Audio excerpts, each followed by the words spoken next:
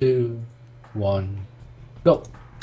Okay, guys, here we are. Welcome to the grand finals. We are here with Viper and DauT facing off versus their rivals, Nicov and TaToH, to claim the crown and a $2,000 first prize in this best of 5. Thank you, everyone, for tuning in. Thank you to Microsoft for sponsoring the tournament here for $5,000. And thank you to Nilpford for taking over the stream and dealing with our technical difficulties, and Resonance22 for being here to cast with me for this grand final set of games. Hello, guys, and Rez, if you want to take it away and introduce the players and the civs here. Gladly. It's always a pleasure to be here. The games in the tournament so far have been great. You can find the VODs on our respective YouTube pages. Don't watch just the finals, especially the third place matches before this. The second game was really excellent. And I expect nothing less than more excellent games in the grand finals. So, starting with the Viper will be playing as the Yellow Mayans. And to his north, we have DauT playing as the Green Spanish. A very historically inappropriate combo, but a strong one nonetheless. On the opposing team to their right, we have TaToH playing as the Blue Burmese. And just below him, we have Nicov playing as the Red Italians. The map of choice today will be Hideout. Yeah, we've seen this map quite a lot in this tournament, and in the last tournament EGM2 as well. It's been a map that keeps coming up in those random generations, and I just wanted to remind everyone the way the maps are chosen. There is a pool of maps, and they're randomly selected, and then out of those maps, the teams ban some maps, and then the remaining maps are the ones that are played. Hideout seems to make it through the gaps quite a lot, and it's kind of cool because it is a map that I enjoy a lot, and it has some very interesting elements to it.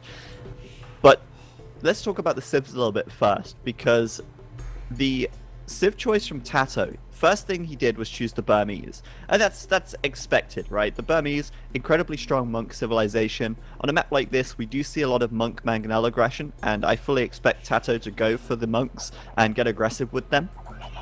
But Nicov, taking the Italians, it's a civ that we probably wouldn't have expected to see so much. I think we've only seen the Italians on water maps so far this tournament. And I think the reason they've chosen the Italians is because their unique unit, the Genoese Crossbow, should directly counter the Conquistador from the Spanish, since the Genoese Crossbow is an anti-cavalry unique unit at range. So I feel like that could be something to keep in mind, and maybe that's part of the reason why they chose it.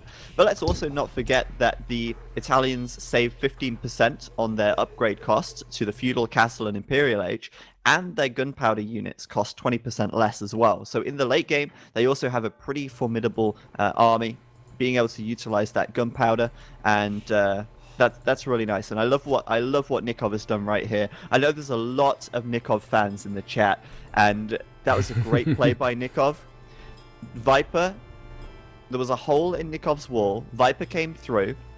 Nicov sent his scout out and got Viper to chase his scout out. He closed the hole in the wall and then went back inside of his palisade gate.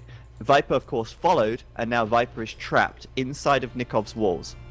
Yeah, that was an absolutely excellent play from Nicov. Very clever. Of course, full well knowing that the Viper, being the Mayans, he has an Eagle Scout, which is stronger than a Scout Cavalry in the Dark Age. He knows that the Viper is going to want to try and do some bullying with that. Players often open a hole in their walls to do a boar lure in the early game.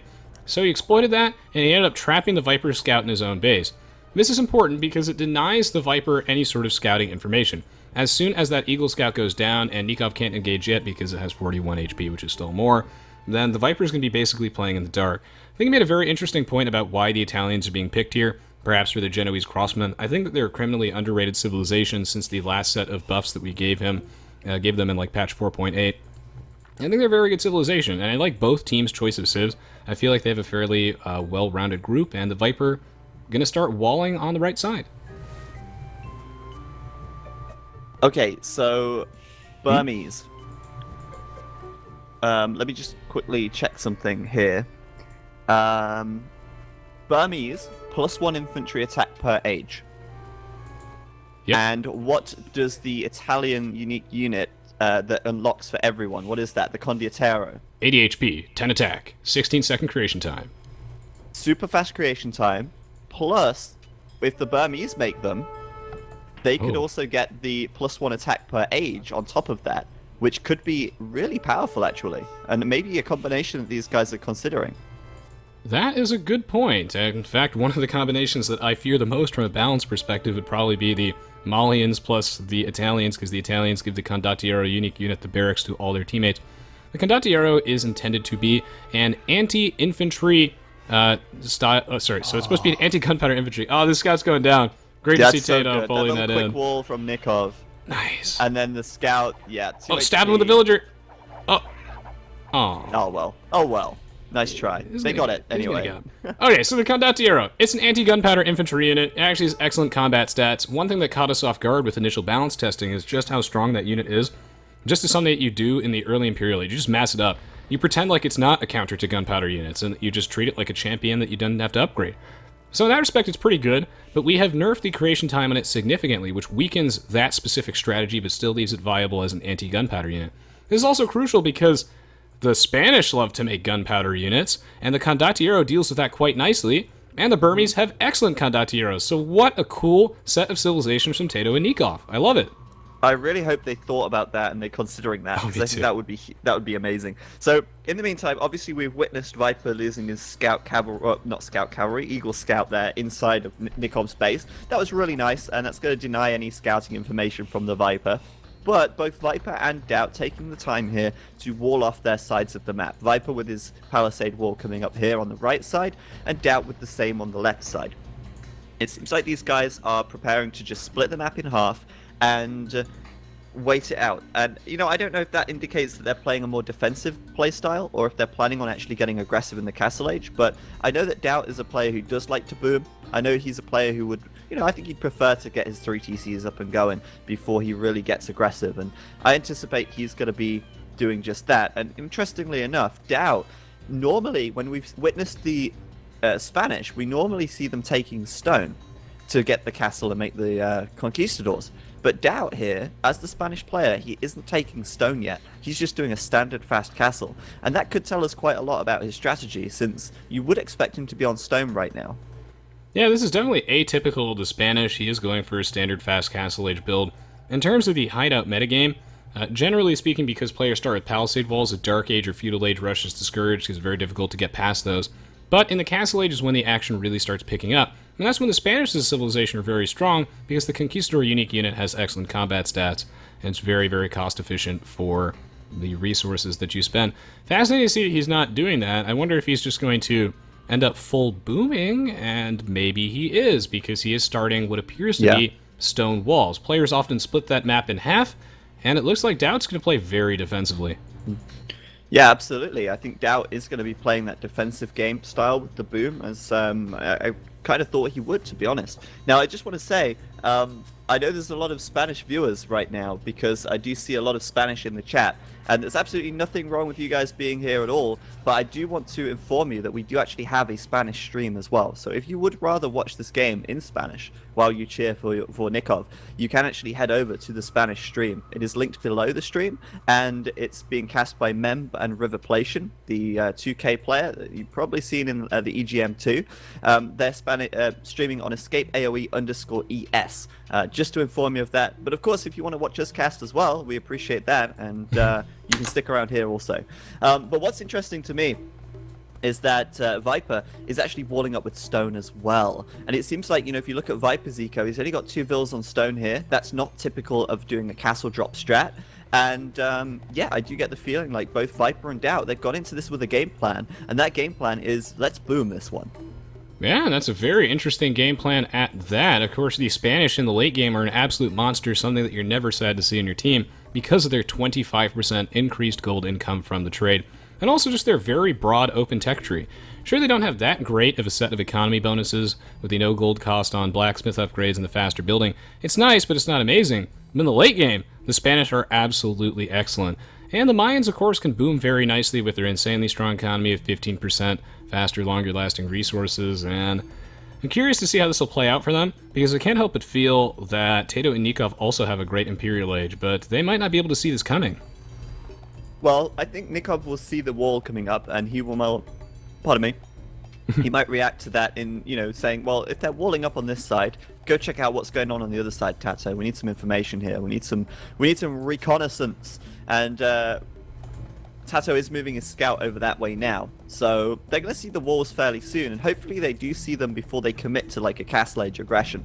Because, I mean, okay, you could build a forward siege workshop and start taking the wall down with mangonels, but DauT's going to have enough time to try and re-wall behind it. And there you go, TaToH's going to see the wall here. He's going to spot that out, and he's going to say, okay, well, we know what their game plan is now. We know that they're going to be behind this wall booming up, but, you know, you can't always guarantee that that is the case. I mean, there's always a bit of mind games that go on.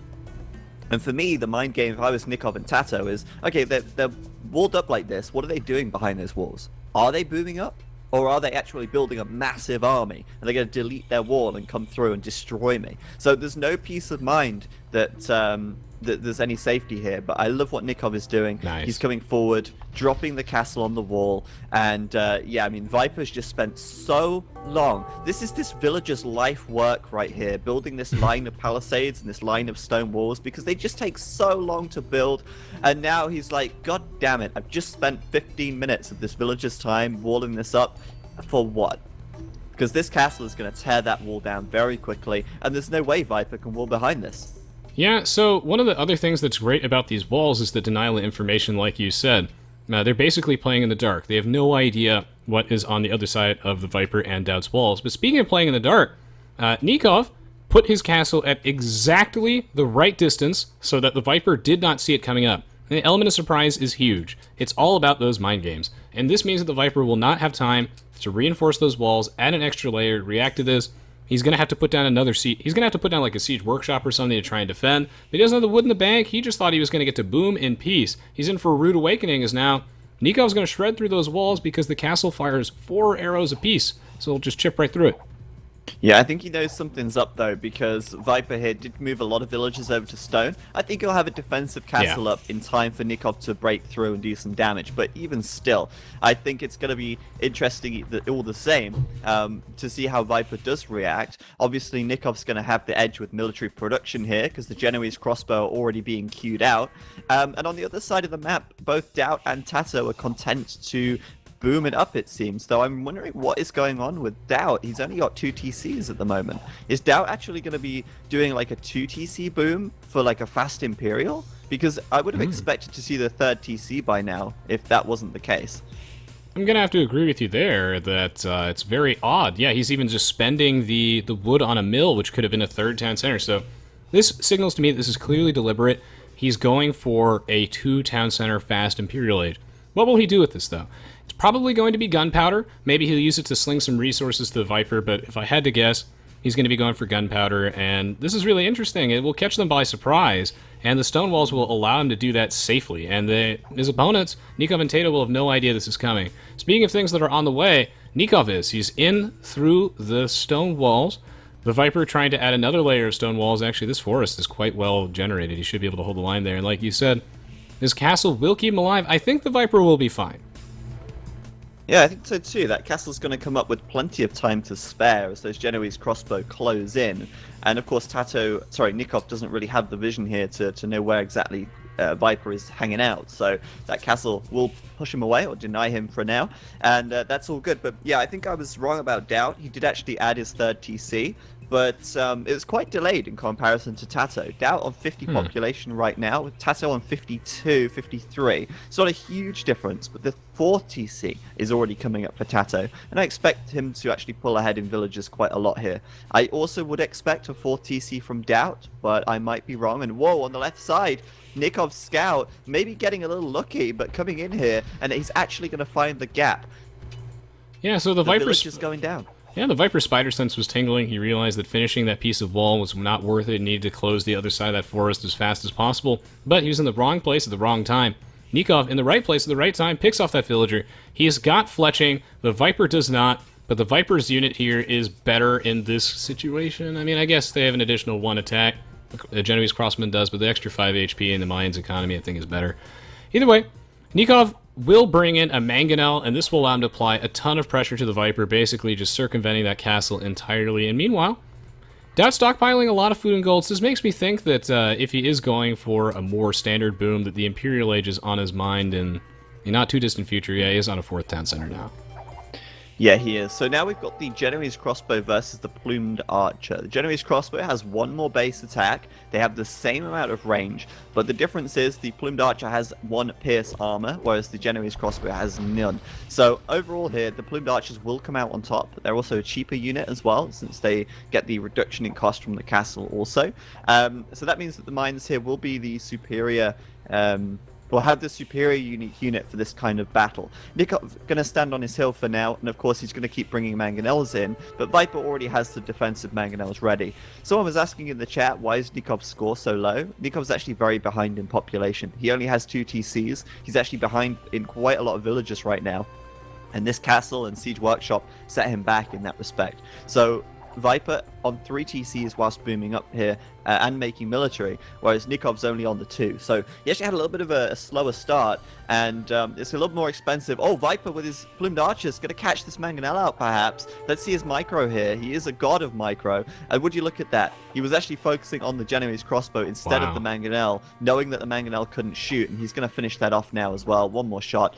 Done. And Viper probably will clean up Nikov's army here. I think he's got the edge to do it. They've both got Bodkin Arrow, and Viper just has the superior unit for this kind of engagement. He absolutely does, and he has the superior economy to boot. It's worth noting that even though... so Nicov could have had another 10 center instead of building that siege workshop, but he wanted to apply that pressure, catch the Viper off guard. But even then, the Mayans have such a strong economy with the longer-lasting resources, so it's really just snowballing out of control. And this means that Nikov's push is going to be basically completely ineffective. He's going to lose the Genoese crossmen as well. I think he needs to probably cut back on the production of those, stick to mangonels, and just try and get his eco back on track. He's got a third town center coming. I think this army will get mopped up with or without that mangonel, and yes, they're going down. Yeah, Nicov here, quite late to add his 3rd TC. Viper added his 3rd TC a lot sooner. TaToH, he's got 4 TCs, and DauT, 5. DauT's just going for a huge boom here, and I'm expecting something big from him. I'm surprised he was so late putting the 3rd TC down, but now he's up to 5. We know exactly what his game plan is. He's going to be going for that Imperial Age Mega Death Ball push. He's probably just waiting out that upgrade, and then I expect I think he's going to go straight in towards Paladins this game, to be honest. But I might be wrong. So far, though, he's not taking that much stone, and if he was looking for Conquistadors, I feel like he'd be taking more stone at this point. I'm expecting the Paladins from him, just due to such a huge food economy, and having just all these TCs up, 5 TCs, Monk collecting the relic, just securing himself a perfect situation to go into the Imperial Age. Yeah, my money is on either Paladins or something like maybe hand cannoneers, bombard cannons, etc. It could be either or. Regardless, DauT is looking mighty intimidating. TaToH just clicked up to the Imperial Age. Let's swap over to DauT's perspective. DauT is going to be about 20 seconds behind him. Meanwhile, TaToH recognizes that he is probably going to have to reinforce Nicov. Nicov just a bit further behind the Viper, so he's walking some villagers across the map to put down some double barracks. Please be Condotieros, man. That would be so sick. Oh, yeah. It would be awesome. I was really hoping, though, I feel like it's a little unfortunate for Nicov that he didn't go against DauT here, because I feel like Nikov's got the better civ to deal with DauT, and TaToH has the better civ to deal with Viper. It's just a little unfortunate that they spawned on the opposite sides of which they'd really like. But yeah, those barracks are coming up. There are 3 barracks here from TaToH, and I think it's the Condotierro. The Squire's upgrade is coming in, but we'll have to wait and see. Obviously, the Burmese do get +1 attack per age starting in the Feudal Age, so they end up with +3 attack in the Imperial Age on their infantry, and that's all infantry. That's going to be Halberdier, that's going to be Champion. Two-handed swordsman, sorry, and that's also going to be the Condotierro as well. So, one thing I didn't consider when I mentioned the DauT's potential strategy of maybe he would be going for gunpowder. He's definitely not going to be going for gunpowder unless he's surprised about the possibility of the Condotierro. He knows, even though that he's adjacent to TaToH, that the Italians do grant that unit to TaToH, and, well, we might see that coming into play here. TaToH will be the first player to the Imperial Age, so he is clearly trying to get there as fast as possible. Nicov really on the back foot. We're at 123 population for DauT, Nicov at 87, so he's not cripplingly far behind, but he is very far behind. And like you said, these matchups are terrible for them, so it's quite unlucky, as Nikov's Genoese Crossbowman, there are no cavalry units for the Mayans. Good news is, though, for Nicov, He does get his discounted Imperial Age. He's on his way up, and all eyes on TaToH. Zach, what will it be from him? Well, let's see. I'm switching to TaToH's point of view now, and it's the Yes! Condotierro. We called it. We Yes! didn't read it. We thought something was up. All right, that's Decision! But he's not got the +4 defense yet, and I think he's just waiting for that. But this is going to be a hell of a lot of spam right now. Also, bear in mind, they're going to be in front of the Genoese crossbow. They don't have a huge amount of armor. They've got 3 pierce armor right now, but 80 HP, not too bad. They move pretty quickly, and 14 attack damage, with TaToH still yet to complete all of his upgrades. Look at this, though. 4-5 wall on the left side, double walling that up. TaToH's going to make sure, aren't those fortified walls just so impressive from the Southeast Asian civs? They're so nice. But that is just going to stall DauT out for now. DauT, of course, going into mass knights, going to be upgrading to cavalier, but no way to get through the walls right now. He's stalling him, and now the Condotierro, they are coming in. +4 defense, +4 attack, and still more upgrades to come for TaToH here. I do question whether these Condotierro are going to be super effective versus the plumes, though. Viper yet to get the elite plumed archer upgrade because he's not in the Imperial Age yet. He is going to be there fairly soon, but this gives TaToH a window of opportunity to fight and throw his Condotierro away, it seems, because they are dying quite quickly to the castle and doing a little bit of damage, but not quite as much as we hoped. I think he still needs the extra attack upgrades to really finish this one off, and he is getting iron casting right now. So the Condotierro is almost always worse than champion in a late game situation unless you're versus gunpowder, but we're not in a late game situation. What makes this unit so strong is that you don't need to research all those upgrades to get that power spike. They have respectable stats. They have a little bit extra HP, so they're viable as a counter unit. But in the early Imperial Age, they spawn quickly. They don't take all those resources, so they need to take advantage of this early power spike and put some serious pressure on the Viper. A lot of Condotieros down the drain. They are getting a lot stronger with the Burmese. That's when it becomes insane. They need to start getting some trebs, removing this castle, but the Viper's doing a good job holding the line because he has the hill. And on the left side, it looks like they're going to give up on TaToH and then move on to the right. I actually feel like the Mayans would have been a better civ to do this with due to the extra pierce armor instead of the extra attack. Yep. Because they would have ended up with an extra 4 pierce armor versus an extra 3 attack. But TaToH here, he's doing scale barding right now. He's not actually finishing off with the +4 attack here. So we're only going to see +5 on these Condotierro. 15 attack damage is still very high, but it's certainly not the 17 which they could end up with. And I don't know, man. I don't think these Condotierro are really going to be good enough. He's actually researching Elite Battle Elephant right now, and that might just be the oomph that they need to get through here. Yeah, so they really just wanted to put on as much pressure as possible. I mean, the Condotierro in the early Imperial Age is exactly for that. Some other fun combinations with that are, of course, things like the Goths, but I find the Mayans to be one of the most scary ones. This is a bit of a dicey situation for them, as right now DauT is waiting for his delicious Paladin upgrade. I think the Elite Battle Elephants is actually a good... Alright. I think the Battle Elephants are actually a great idea, as they don't have a good answer to this. They're going to need a bunch of monks, halbs, and whatnot. They don't have that. This castle going down. Yeah, absolutely. Both castles, in fact, going to go down there. And it's a real treb war at the moment with 4 trebs each. But interestingly enough, where did those trebs from TaToH come from? I think he sent them all the way across the map. Oh, wait, no, that was his castle there, of course. Right. That was his castle? Yeah, it must have been. Of course. I'm losing it, guys. But No, yes, stalling them out for now. You wanted to say something, Nelford? Yeah, look at the middle. DauT cut through. Oh, beautiful. Beautiful, beautiful, beautiful. So I was going to say earlier on the game, when Zach was talking about the gap, is that there's not that much of a gap between TaToH and DauT, and this is one of the things that makes Hideout such a crazy map and so obnoxious too. There was really not much of a space there, and that means that you can easily cut through with onagers. DauT coming into this economy. I don't think TaToH saw this coming, and if you want to screw up their plans, this is how you do it. They did not account for that at all. Now they're getting mopped up by the Paladins. TaToH will not have the eco to make elite battle elephants, and that's what he was banking on. Oh no. Oh no, it's all gone down the drain. Titanic. For TaToH right here. Ah, God, that hurts. I mean, the elite Genoese crossbow from Nicov doing a great job against the Paladins here, but TaToH was not prepared for the onager cut through.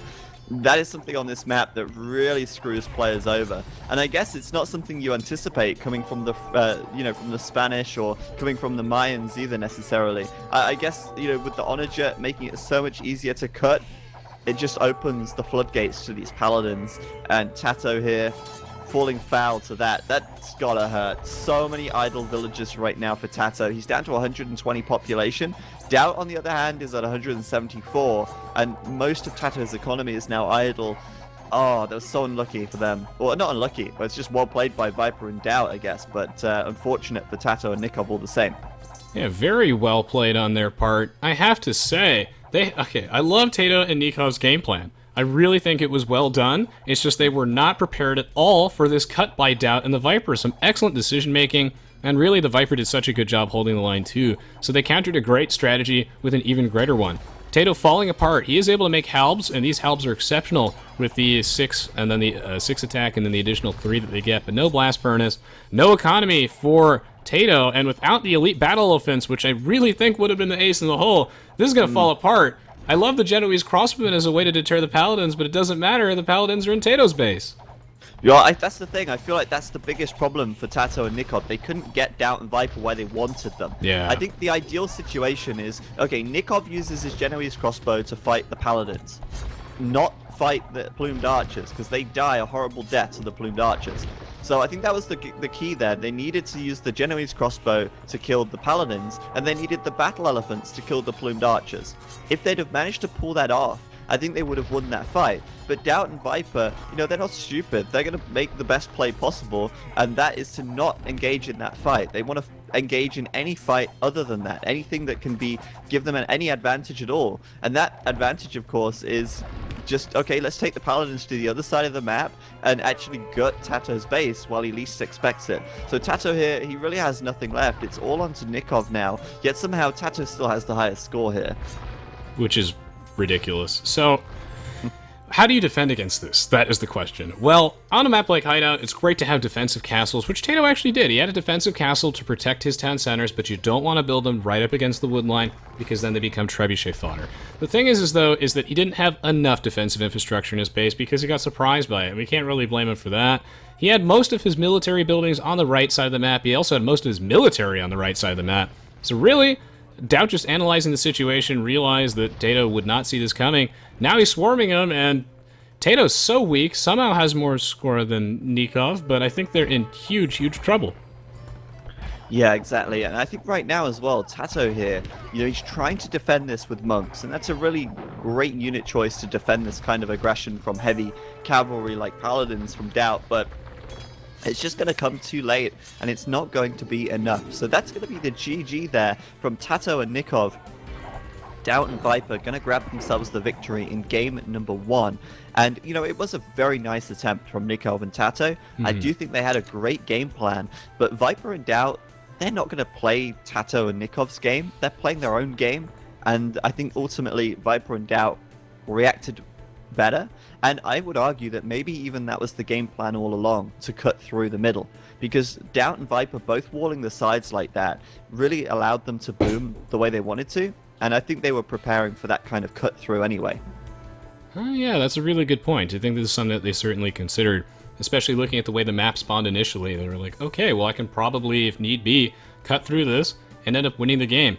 Both teams had such a great game plan, and that's the level of play that I love to see from these 2v2 tournaments. But in the end, DauT and the Viper take the first game. Absolutely. So, do we need an AoE spoiler emote? Because if we do, you know what you got to do, guys. You just got to subscribe to the channel, get a few more subscribers, and we'll have enough to get another 5 emotes, and we can get some more AoE Loom and AoE spoiler I guess emotes in the chat. So you know what to do, guys. You know what to do. Nilpford, your analysis on that one. Maybe we should let Nilpford call the GG instead of us doing it. We know we've not spoiled it. Yeah, no. Let's all just continue how you did before. Just give me sometimes the time maybe, and I can catch up like the 10 seconds that I'm behind. What happened here? DauT did a pretty bad boom. TaToH was heavily ahead, but Nicov looked even worse against Viper. Basically, 2 players going for the same strat. Nicov castle and some boom. The Viper first boom, then the defensive castle, got all the defense up and was so far ahead with the eco. And Nicov just didn't scout well enough, and Not sure if I like the Siege Workshop. Not sure if I like the addition of,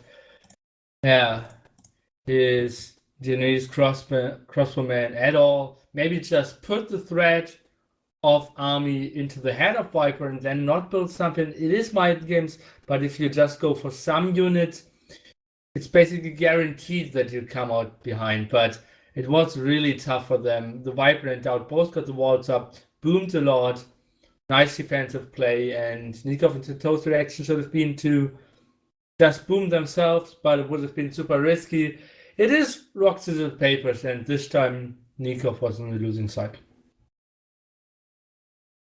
Absolutely. So there you go, guys. 1-0 to the Viper and DauT. And we're going to be going into game number 2 very shortly. People asking how many subs do we have? The answer to that is not enough because we still haven't got the 15 emotes yet. So you know what to do.